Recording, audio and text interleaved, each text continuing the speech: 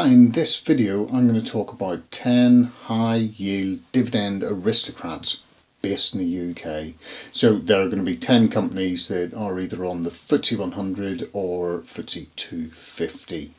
I'll explain what a dividend aristocrat is, normally an American term, but we're going to have a few different parameters for these UK companies, and then we'll take a bit of a whistle stop through looking at some of the key details of how high is their dividend yield, how often do they actually pay a dividend, and then what's growth look like over the last 5 years. And I'll also cover off an ETF that you could potentially buy them all on. Welcome back to the channel, and if you're new, hi, I'm Mark of Desperately Seeking Fi. As per the definition by the Motley Fool, this is what a dividend aristocrat is.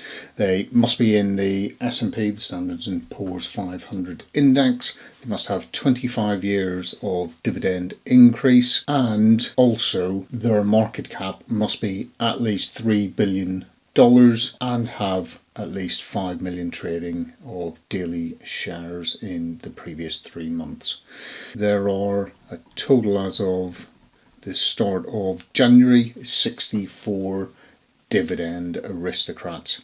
However, that's not much use for us in the UK. So what I've decided to do is use SPDR S&P UK Dividend Aristocrat ETF's list of the top 10. So basically the parameters that we have for this, they must be UK based companies, they must be within the top 40 high dividend yielding companies within the Standards & Poor's European Broad Market Index, and also they must have managed their dividend policy of increasing or having stable dividends for at least the last 7 consecutive years. Still pretty challenging given the fact that we've had COVID dropped in the middle of that, and a few bad years in 2018 as well as 2020.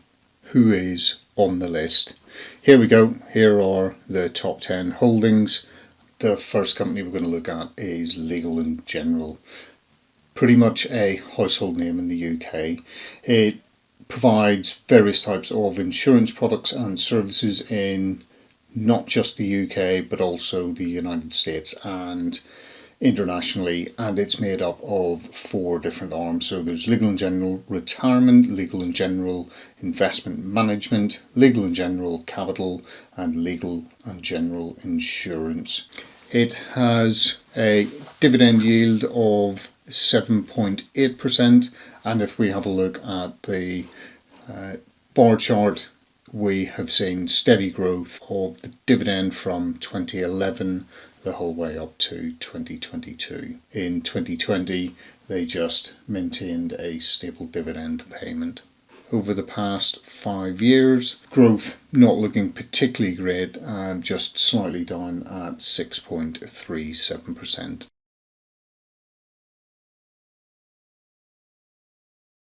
Number 2 on the group is the IG Group Holdings, and IG basically is well-known online trading business where it offers both over-the-counter and contracts for different CFDs.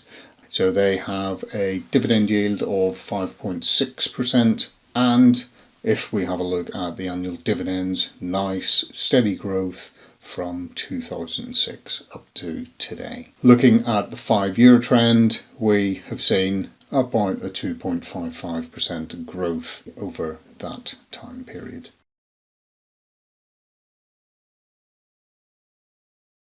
Number 3 on the list is British American Tobacco. This is on the FTSE 100, and basically BAT, British American Tobacco, provides tobacco and nicotine products to consumers worldwide. And if you think about it, this is things like the vapes as well as traditional cigarettes. British American Tobacco looking at dividend yield of 7.1%, and then if we look steady apart from the dividend cuts in 2011 and 2017, we can see a gradual progression upwards with their dividend payments. And over the last 5 years, we do see that the share price has dropped by almost 40%, with probably the largest drop-off being that original drop-off between 2018 and down to 2019, where we actually see it then plateauing basically. Actually, let's see, from 2019 to present day, it is actually up 37%. So that's actually quite an interesting growth, and that will be through their new innovation of products along the lines of the vaping products.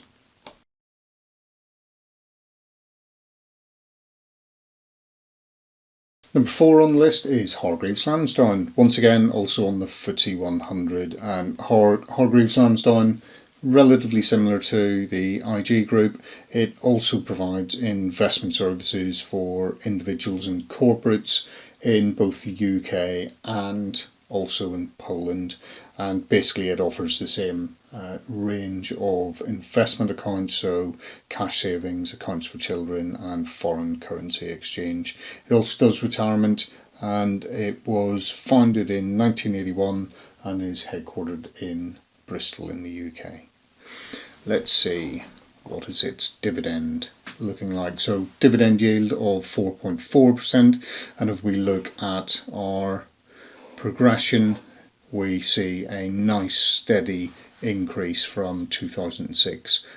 How's it done over the past 5 years? It is reasonably well down at over 50%. It is quite expensive for trading stocks. It's one of the more expensive, with something in around £11 in trading fees.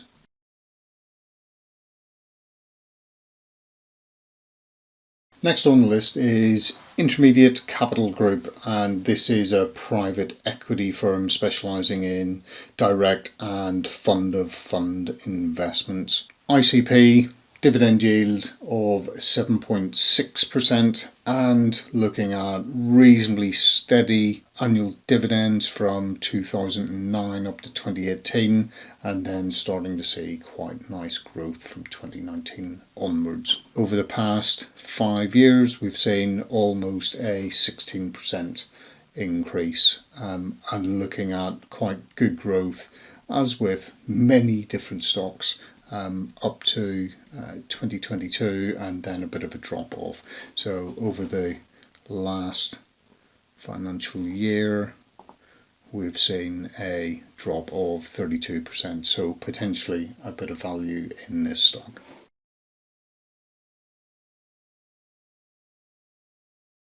Number 6 on the list is Unilever, that well-known fast-moving consumer goods company which has many beauty and personal care, food, refreshment, and home care segments. So some of the names that we'll know, Knorr and Dove, are household names. Over 400, the brand side of things.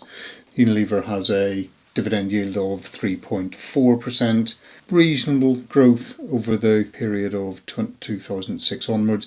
But if we do look, it is just coming down slightly in value from 2020. Over the past 5 years, just a 2.5% growth rate. What we do see over the last year is we've seen a bit of a rally from March, with stock price going up 25%.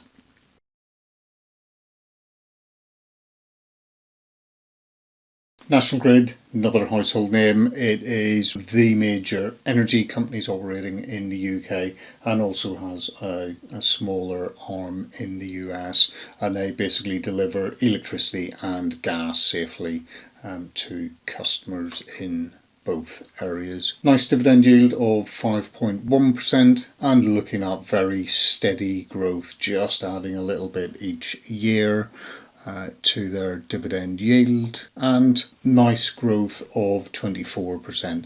Just steadily keeps progressing up, obviously with peaks just after the invasion of Ukraine last year, energy prices peaking, but they have dropped off and starting to see steady growth again.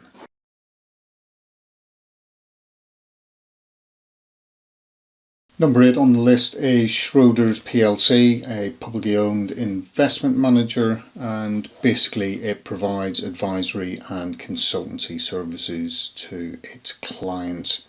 It's been around since 1808 and is headquartered in the UK. So we have a dividend yield of 4.3%.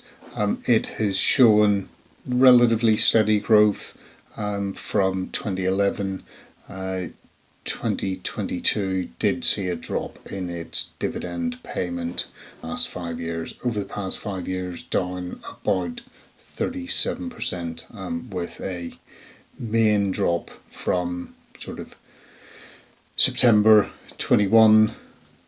It sees where its major loss in value is down 42% almost.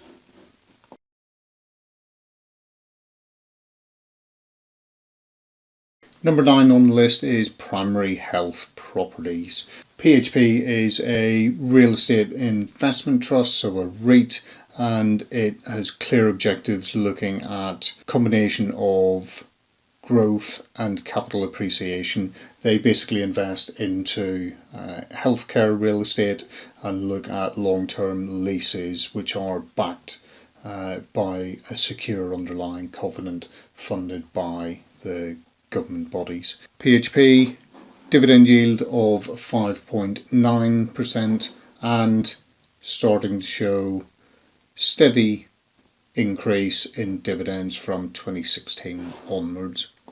PHP over the last 5 years relatively flat if we look at where they started to where they've come to today, but quite large growth up until the pandemic sort of topped off, and then we've seen a substantial drop down of 23% from August 22.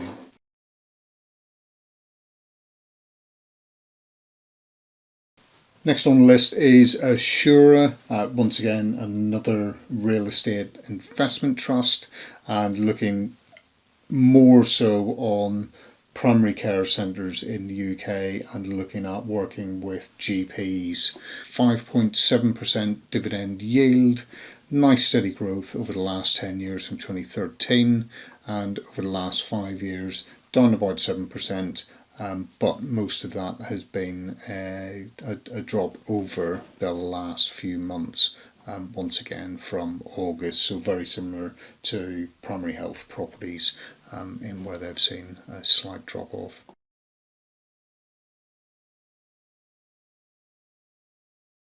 That has been an interesting list of 10 different companies that sit with high dividend yields across both the FTSE 100 and the FTSE 250.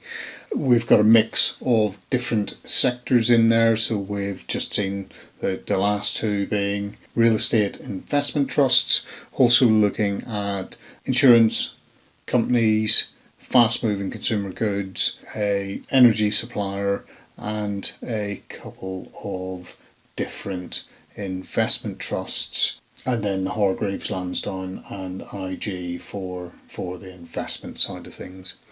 As I said, you can get all of these through a single ETF, and this ETF is UKDV, comes under the ticker symbol of UKDV, and this is the Standard & Poor's UK Dividend Aristocrat ETF. What I will do is I'll do a further video on this, and I'll probably also do some further videos on a number of those different stocks that we've looked at in here. And actually I do own quite a few of those, so I'll be able to sort of tell you how they've got on within my portfolio. So thanks very much for watching, and see you in the next one. Thanks, bye.